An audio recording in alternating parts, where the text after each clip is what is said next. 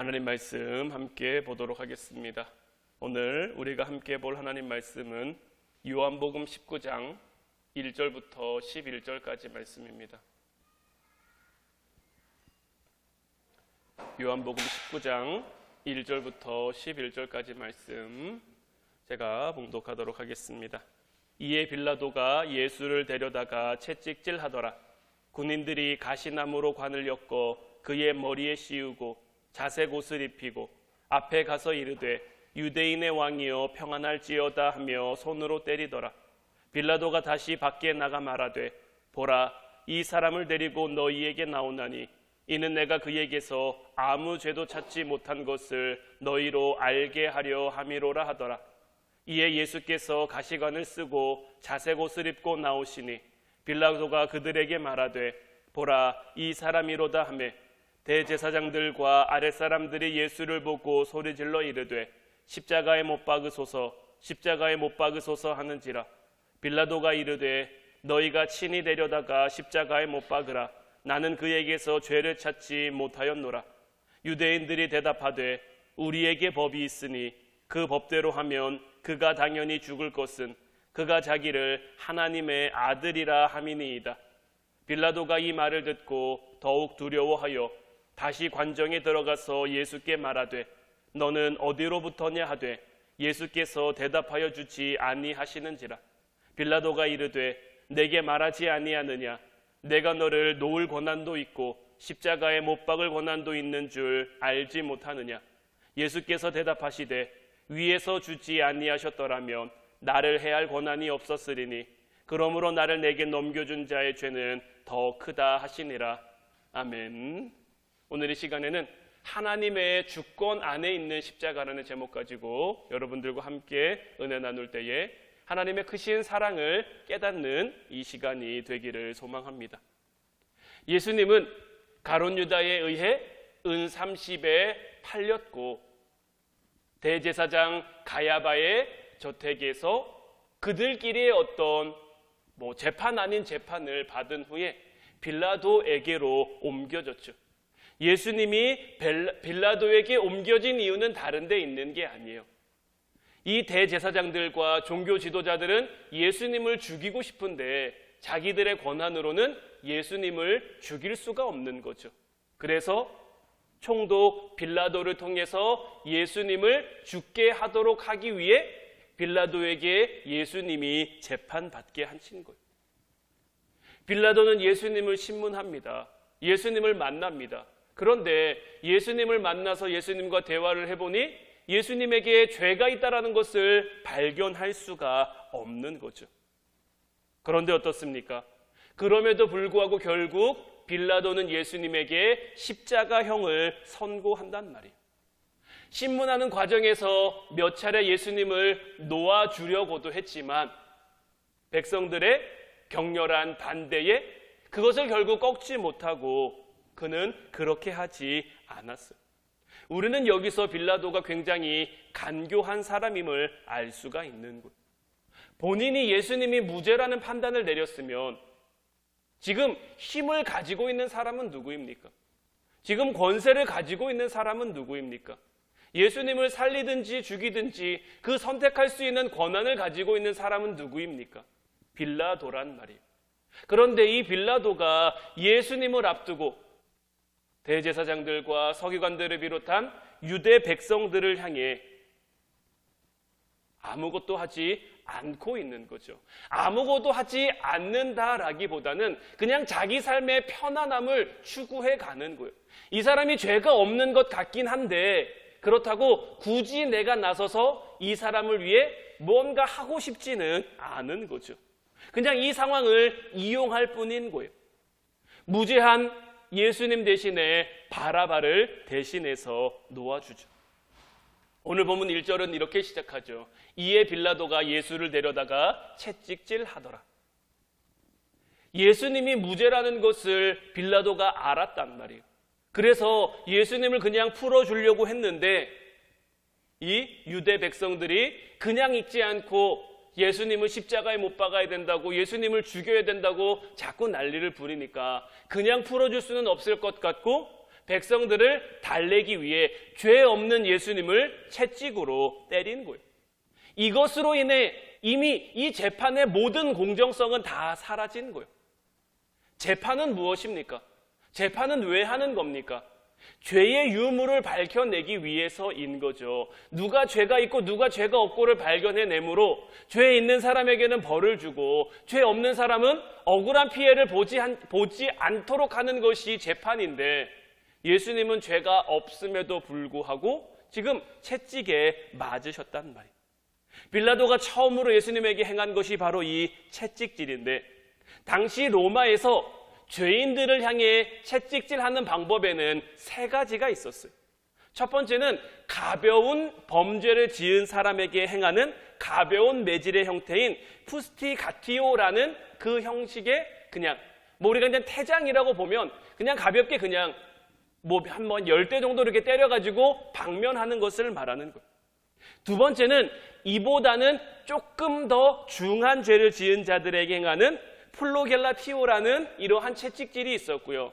마지막 세 번째는 가장 지독한 채찍질로 십자가 같은 그런 중범죄를 저지른 중한 처형 전에 이루어지는 베르베라티오라는 그러한 채찍질이 있는데, 이 베르베라티오가 어떤 거냐면, 여러분들 그 패션 오브 크라이스트라는 영화 보셨죠? 거기에 보면 예수님을 채찍으로 때리는 그 장면이 나오는데, 그 장면이 바로 이 베라베라티오라는 그러한 채찍질의 형태인 거예요. 예수님이 십자가형을 언도받고 그 안에서 그렇게 채찍으로 맞으시는 건데, 오늘 본문 1절 말씀에 나와 있는 이 예수님이 당하신 채찍질은 이 베르베라티오의 채찍질은 아니에요. 왜냐하면 아직 예수님에게는 십자가형이 내려지지 않았고, 빌라도는 할 수만 있으면 예수님을 그냥 풀어주고 싶었기 때문에, 그러니까 지금 빌라도의 마음은 이런 거예요. 예수님이라는 사람을 이 빌라도가 들으니 뭔가 있는 사람인 것 같긴 해요. 뭔가 대단한 것 같은 사람이기는 해요. 그에게서 어떤 능력이 행해졌다는 소문, 그가 죽은 나사로를 살렸다는 소문, 이런저런 소문을 들으니 뭔가 대단한 사람인 것 같기는 한데, 그렇다고 예수님 편만 들자니 지금 그가 다스리고 있는 이 유대 지역에 기득권을 잡고 있는 대제사장들이나 서기관들이나 바리새인들이 이 예수의 죽음을 원하고 있단 말이에요. 그러니까 지금 빌라도는 이쪽 저쪽에서 간을 보고 있는 거예요. 이렇게 하지도 않고 저렇게 하지도 않고 그냥 자기가 어떻게 하면 조금 더 편안하게 이 과정을 보낼 수 있을까 하고 있는 거죠. 그래서 빌라도의 모습이 굉장히 모호하게 나타나고 있는 거예요. 유대인들은 스스로 십자가형을 집행할 수가 없어요. 사형에 대한 모든 권한은 로마에 있었기 때문이에요. 그런데 지금 이 빌라도는 그 사형에 대한 책임을 져야 할 자기의 책임을 자기가 지는 것이 아니라 유대 민족, 유대 사람들에게 넘겨주고 있는 거예요. 이 대제사장들과 서기관들과 이 종교 지도자들이 예수님을 고발한 그 이유가 무엇입니까? 고발한 근거가 무엇입니까?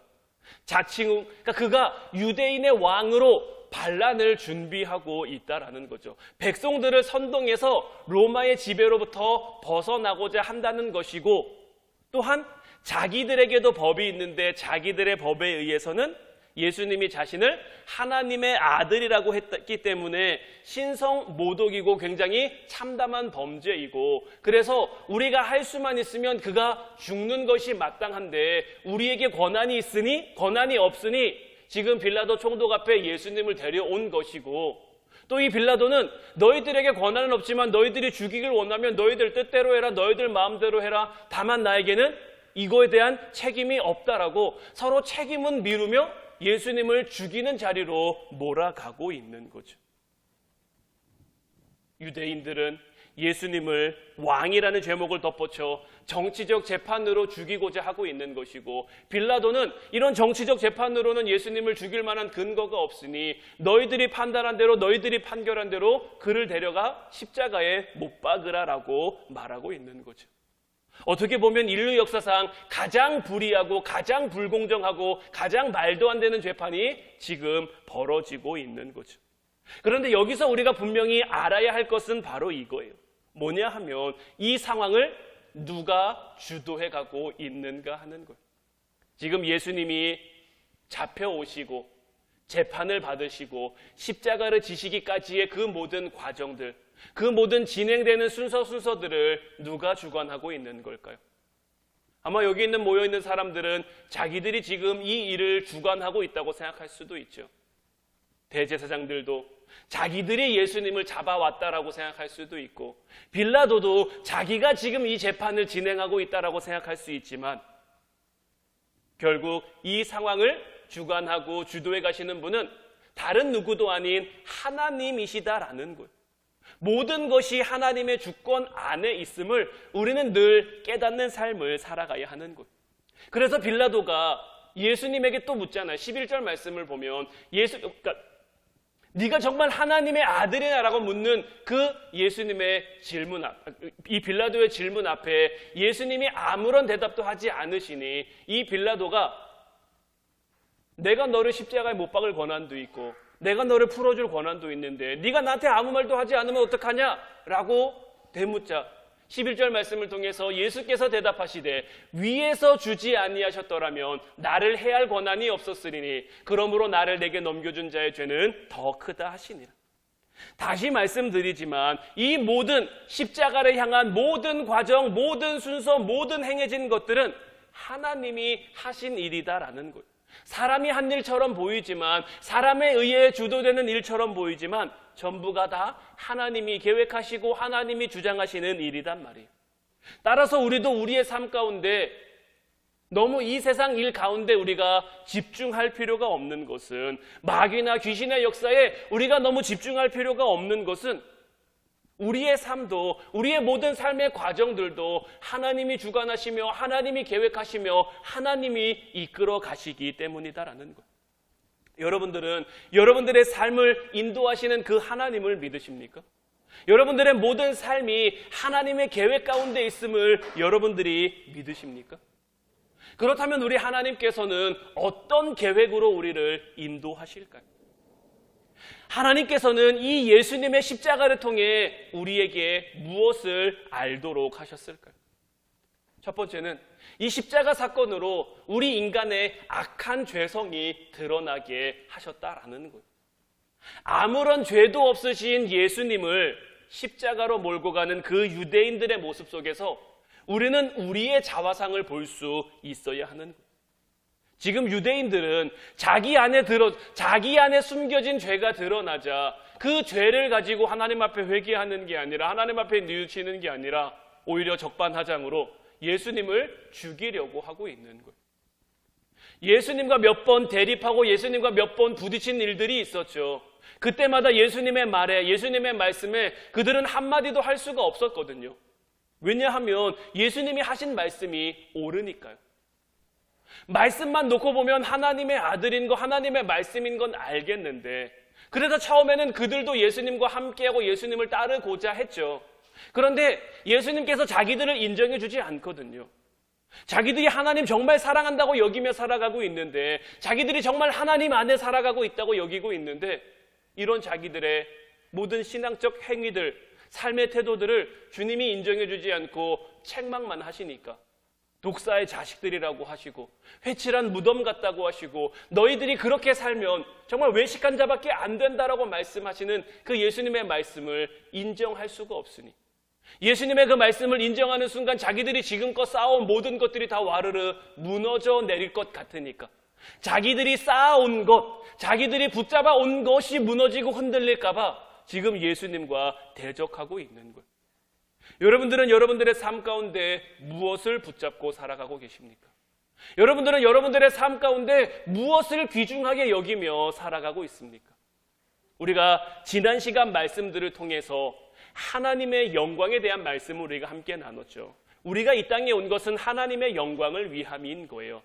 우리가 쌓은 어떤 커리어나 경력이나 화려함이나 이런 것들을 위해 우리가 이 땅에 온 것이 아니라, 우리가 이 땅에 온 것은 하나님의 영광을 위한 것이고, 하나님의 영광은 어떻게 나타납니까? 섬김을 통해 나타난다고 어제 말씀을 통해 우리가 함께 나눴죠. 그래서 그 본을 예수님께서 우리에게 보여주신 것이고, 우리도 우리에게 맡겨진 삶의 자리에서 그 사람들을 사랑하는 마음으로 섬길 수 있어야 하는 거죠. 그 사랑의 시작은 어디서부터입니까? 나로부터 인함이 아니라 하나님으로부터 인함인 거죠. 하나님이 우리를 사랑하셨으니 우리도 그 사랑 안에서 서로 사랑하는 것이고, 하나님이 우리에게 은혜를 베풀어 주셨으니 그래서 주님이 이 땅 가운데 오셨고 우리를 섬겨주셨고 우리의 발을 씻어주셨고 우리를 위해 십자가를 져주셨고 그와 같은 섬김의 모습을 우리에게 보여주셨으니 우리도 섬기는 삶을, 나를 낮추고 때로는 내가 손해보더라도, 때로는 내가 피해를 보는 것 같더라도, 때로는 내가 세상 가운데 고립되고 외로워지는 것 같더라도 그래도 섬기는 모습으로 살아갈 수 있어야 하는데, 지금 바리새인들이나 서기관들이나 이런 사람들은 예수님의 이와 같은 삶의 모습을 이해하고 받아들일 수가 없는 거예요. 그래서 이런 그들의 본성을 하나님께서는 십자가 사건으로 드러나게 하신 거예요. 십자가를 통해서 지금 우리 삶의 위치가 어디에 있는지, 우리가 정말 십자가를 바라보며 살아가고 있는지, 우리가 정말 십자가를 향해 살아가고 있는지, 이 예수님의 십자가 사건을 통해 이 모든 것들을 드러내고 있는 거죠. 유대인들은 예수님이 예루살렘에 입성하실 때까지만 해도 호산나 다윗의 자손이여 예수님을 연호했지만, 예수님을 찬양했지만, 예수님께 영광 돌렸지만, 예수님을 정말 잘 섬길 것처럼 그들의 겉옷을 벗어 예수님의 길을 영접했지만 며칠이 채 지나지도 않아 예수님을 죽이며 예수님을 십자가에 못 박으며 예수님께 침뱉으며 예수님을 조롱하며, 그런데 이런 모습들이 비단 그들의 모습뿐만이 아니라 오늘을 살아가는 우리들에게도 얼마든지 나타날 수 있는, 우리도 예수님을 사랑한다고 하지만 때로는 나를 더 사랑한 것이 없는지, 우리가 하나님 나라를 위한다라고 하지만 내 나라, 내 어떤 것들을 만들고 싶어 하진 않았는지, 주님의 십자가를 통해 우리는 이것을 볼 수 있어야 하는 거예요. 두 번째 십자가 사건으로 하나님은 심판의 정당성을 갖게 하셨다라는 거예요. 예수님의 십자가, 그리고 그 다음 일어난 것은 예수님의 죽음이고, 예수님의 죽음 이후에 일어난 것은 예수님의 부활이고, 예수님의 부활 후에는 예수님의 승천이고, 그리고 나서 이루어질 것은 아직 일어나지 않았지만 예수님의 재림이 되겠죠. 그날과 그때는 우리가 알 수 없지만 예수님이 반드시 이 땅에 오신다라는 것은 우리가 알고 있죠. 우리가 이것을 어떻게 알고 있습니까? 주님이 우리에게 말씀하셨으니까, 주님이 우리에게 말씀으로 약속하셨으니까 주님 반드시 이 땅에 오신다라는 것을 우리가 알고 확신할 수 있는 것이고, 예수님이 재림하면 우리 가운데 뭐가 이루어지게 되겠습니까? 재림 다음에는 뭘까요? 재림 다음에는 심판이에요. 심판. 알곡과 쭉정이를 나누듯이, 양과 염소를 나누듯이 그 하나님의 일정 가운데, 하나님의 계획 가운데 심판이 나타나게 되어 있는 것. 십자가 사건을 통해 하나님은 이 심판의 정당성을 주신 것. 십자가에서 우리는 하나님의 아들 예수 그리스도를 얼마나 부끄럽고 얼마나 수치스럽고 얼마나 비참하게 만들었습니까? 이 하나님을 향한 악은 우리가 심판대에 서게 하는데 우리로 하여금 조금 더 억울해하지 못하도록, 우리가 바른 길을 걷지 못했다면, 우리가 옳은 길을 걷지 못했다면 우리가 그 가운데서 어떤 억울함도 갖지 못하도록, 하나님이 심판하시면 심판하시는 대로 악소리 한번 낼 수 없도록 그러한 정당성을 갖게 한 거예요. 결국 우리가 십자가를 통해서 깨달아야 될 것은 뭐냐? 하나님의 계획과 하나님의 주권이다라는 거예요. 하나님이 이 모든 것들을 계획하신 거예요. 하나님은 이 십자가를 통해서 모든 인류에게 구원을 주셨어요. 모든 인류에게 구원으로 향할 수 있는 그 문을 열어주셨어요. 그 길을 열어주셨어요. 그런데 그 문을 열고 들어가는 것은 누구의 선택입니까? 우리의 선택인 거예요. 우리가 문을 열고 들어가면, 그 문을 열고 들어가 주님과 함께 걸으면 주님의 백성이 되어 주님의 자녀가 되어 주님의 나라에서 나중 주님 재림하셨을 때, 아니면 혹은 우리가 우리의 삶을 다해 주님 앞에 갔을 때 영원히 왕노릇할 수 있는 그런 권한과 그런 자격이 우리에게 주어지는 것이고요. 우리가 그 문을 열고 들어가지 못하면, 그 길을 주님과 함께 걸어가지 못하면 그 이후에는 영원한 형벌이 우리에게 있을 수밖에 없다라는 것. 이거는 모든 사람, 모든 인류에게 마찬가지인 거죠. 하나님은 십자가 사건으로 인해서 이와 같은 계획, 이와 같은 것을 이루어 놓으신 것. 십자가를 통해 모든 죽음을 이길 수 있는 힘과 능력도, 십자가를 통해 영원한 형벌을 받을 수 있는 그러한 것도 우리에게 준비해 놓고 마련해 놓으셨고, 우리로 하여금 어떤 것을 선택하며 살아갈 것인지, 어떤 것을 바라보며 살 것인지 우리로 하여금 선택하게 하신 것. 우리가 살아가고 있는 오늘날의 우리의 인생도 마찬가지인 거예요. 우리의 삶 가운데 우리가 할 수 있는 것, 우리가 이룰 수 있는 것, 우리가 해낼 수 있는 것 많아 보이지만 사실 많지 않아요. 하나님이 허락하시지 않으면, 하나님이 인도하시지 않으면, 하나님이 이끄시지 않으면 우리는 아무것도 할 수 없는 그러한 존재들이죠.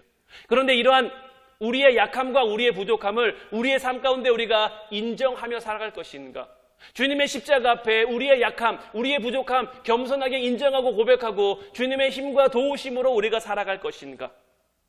십자가를 통해 하나님의 주권을 바라보고, 십자가를 통해 하나님의 능력을 바라보고, 십자가를 통해 하나님의 은혜를 바라볼 수 있도록 주님은 십자가를 통해 우리에게 이와 같은 기회를 허락해 주신 것. 그래서 십자가는 하나님이신 거고요. 그래서 십자가는 우리에게 생명인 것이고요. 그래서 십자가가 구원받지 못하는 사람들에게는 미련한 것이지만 구원받은 우리들에게는 가장 은혜롭고 가장 영광스럽고 가장 존귀한 것이 될 수 있는 거죠. 그 주권적인 하나님을 온전히 바라보며 살아가는 여러분들 되시기를 주님의 이름으로 축원해드려요. 그 주님과 동행하며 살아가는 저와 여러분들이 되셔서 정말 이 땅 가운데 하나님 나라를 누리며 하나님의 영광 가운데 하나님의 영광을 우리가 취하고 또 하나님께 영광 돌려드리고 하나님 주신 은혜 우리가 누리고 그 은혜로 말미암아 또 영광 돌리고 하나님을 예배하고 하나님을 찬양하고 주님이 우리에게 보여주신 그 섬김과 사랑을 우리도 행하며 우리도 나누며 그래서 우리의 삶 가운데 우리의 가정 가운데 우리 교회 가운데 우리가 살아가는 모든 삶의 자리들 가운데 정말 하나님의 나라를 이루고 하나님의 나라를 만들어갈 수 있기를 주님의 이름으로 축원해드려요. 주님께서 이것을 위해 우리에게 오셨다는 것 이제 정말 잊지 않고 우리 마음에 새기고 우리가 잘 알고 있었던 거지만 우리가 익히 알고 있었던 그런 지식적인 알미 있었던 거지만 정말 이제는 내 삶을 통해 그것을 깨달으며 내 삶을 통해 그것을 느끼며 이제 내 삶을 통해서 그것을 보여주며 실현하며 살아갈 수 있는 저 여러분들 되시기를 주님의 이름으로 축원해드립니다. 우리 오늘 찬송가 151장 우리가 함께 부르고 기도하길 원하는데 주님이 왜 고초당하셨습니까? 우리를 위해 그 보혈 흘려주신 거잖아요. 주님의 십자가를 통해 우리의 삶의 모든 아픔, 주님의 십자가를 통해 우리의 삶의 모든 슬픔, 주님의 십자가를 통해 우리의 모든 눈물 닦고 주님의 위로하심, 주님의 은혜, 주님의 힘과 능력으로 나아갈 수 있는 저희들 되게 해달라고 찬양하고 함께 기도하도록 하겠습니다.